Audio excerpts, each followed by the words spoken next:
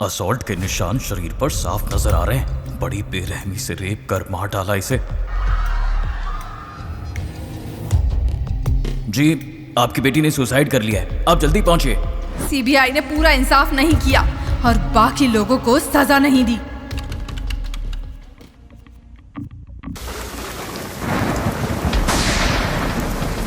नौ अगस्त 2024 रात का अंधेरा अभी गहरा था। कोलकाता की RG Kar medical college and hospital में 31 साल की पोस्ट ग्रेजुएट ट्रेनी अभया नाइट ड्यूटी कर सेमिनार रूम की ओर रेस्ट करने चली जा रही थी। उसकी आंखों में डॉक्टर बनने का सपना साफ नजर आ रहा था। सालों की मेहनत बस कुछ ही दिनों में रंग लाने वाली थी, पर उसे क्या पता था कि वो रात उसके सारे सपनों को खत्म कर देगी। कौन है वहाँ? अभया को लग रहा था कि कोई उसका पीछा कर रहा है, कोई उस पर नजर रखे हुए है। पर जैसे ही उसने पीछे मुड़कर देखा, उसे वहां कोई दिखाई नहीं दिया। उस सेमिनार रूम में अभया के घुसने की देरी थी और कुछ ही देर बाद उस सेमिनार रूम का कोना अभया की दर्द भरी चीख से दहल उठा। ये क्या हो गया? ये सब क्या हो गया? अगले दिन सुबह हॉस्पिटल का वो सेमिनार रूम एक क्राइम सीन बन चुका था। अभया की लाश उस सेमिनार रूम में पड़ी हुई थी। अभया की लाश को देख कॉलेज के सभी डॉक्टर्स स्तब्ध थे, जैसे कि उन्हें अपनी आंखों पर यकीन नहीं हो रहा हो। अभया की लाश को देखकर डॉक्टर समझ चुके थे कि उसके साथ आखिर हुआ क्या था। एक डॉक्टर ने अभया की लाश को देखकर कहा, समझ रहा हूँ डॉक्टर, असॉल्ट के निशान शरीर पर साफ नजर आ रहे हैं। बड़ी बेरहमी से रेप कर मार डाला इसे। जल्दी पुलिस बुलाओ। पुलिस अपनी तफ्तीश करने आरजीकर कॉलेज पहुंच चुकी थी। लोगों में अभया के मौत का गुस्सा फूटे जा रहा था। सभी डॉक्टर्स को लग रहा था कि पुलिस पहले अभया का पोस्टमार्टम कराएगी और केस की जांच कर जल्द से जल्द कातिल तक पहुंचेगी। चलो जल्दी जल्दी करो, लाश का पंचनामा भी करना है। पर वहां खड़े सभी डॉक्टर्स ये देख हैरान कि पुलिस अभया की लाश को जल्दी क्रिमेट कर केस क्लोज करना चाहती है। पर सवाल ये था कि पुलिस इस केस को रफा दफा करने में इतनी जल्दबाजी आखिर क्यों कर रही थी। ये लड़की भी ना, कब से कॉल कर रही हूँ, फोन ही नहीं लग रहा उसका। जरूर चार्जिंग खत्म करके बैठी होगी। उसे पता है उससे बात किए बिना मुझे नींद नहीं आती। इतनी सुबह सुबह कौन कॉल कर रहा है मुझे? हेलो, हमारी बात रत्ना देवनाथ से हो रही है? जी हाँ। आप जल्दी आरजी मेडिकल कॉलेज पहुंचिए। अभी? पर क्यों?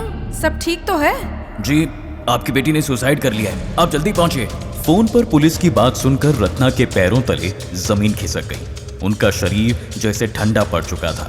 क्यों आखिर पुलिस ने एक रेप मर्डर केस को सुसाइड बता दिया? आखिर उस रात हुआ क्या था?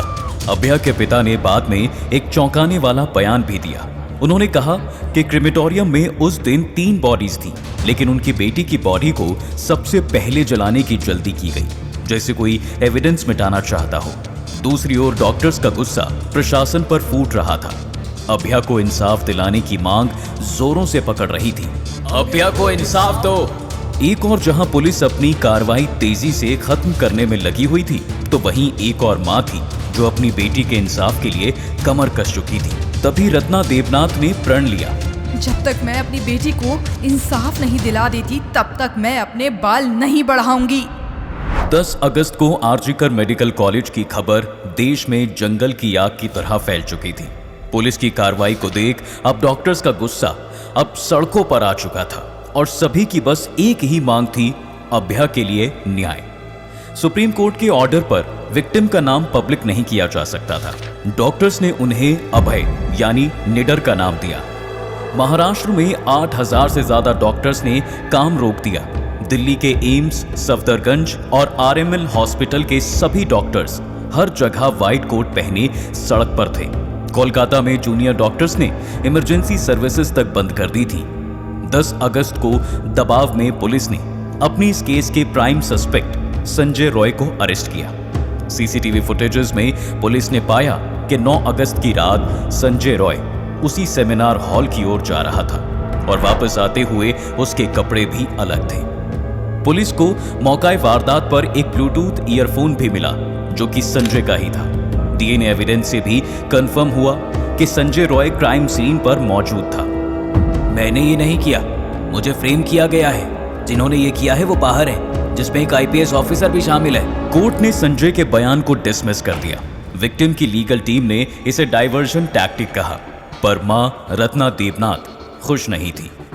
रत्ना जी, क्या आप कोर्ट की कार्यवाही से खुश हैं? मैं कोर्ट की इस कार्यवाही से बिल्कुल भी खुश नहीं हूँ। मेरी बेटी को पूरा इंसाफ नहीं मिला। सीबीआई ने सिर्फ एक आदमी को पकड़ा है, पर उस रात सिर्फ एक आदमी नहीं था, कई और लोग भी इस दुष्कर्म में शामिल थे। ये इंसाफ नहीं है। रत्ना जी के इस बयान ने सारे देश को हिलाकर रख दिया।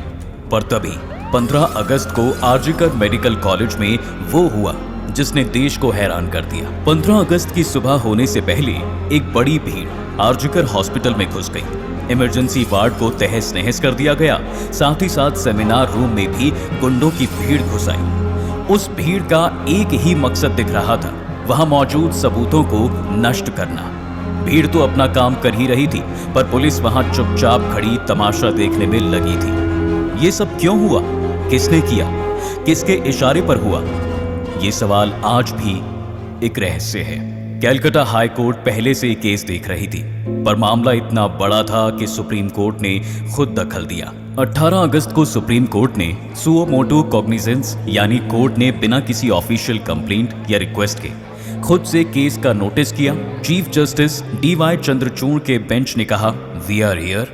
कोर्ट ने एक 9 मेंबर नेशनल टास्क फोर्स बनाई है डॉक्टर्स की सेफ्टी के लिए, और अब ये केस सीबीआई को ट्रांसफर किया जा रहा है। इस केस में संजय रॉय के बाद 2 नाम सामने आते हैं, आरजीकर मेडिकल कॉलेज के प्रिंसिपल संदीप घोष और अभिजीत मंडल का।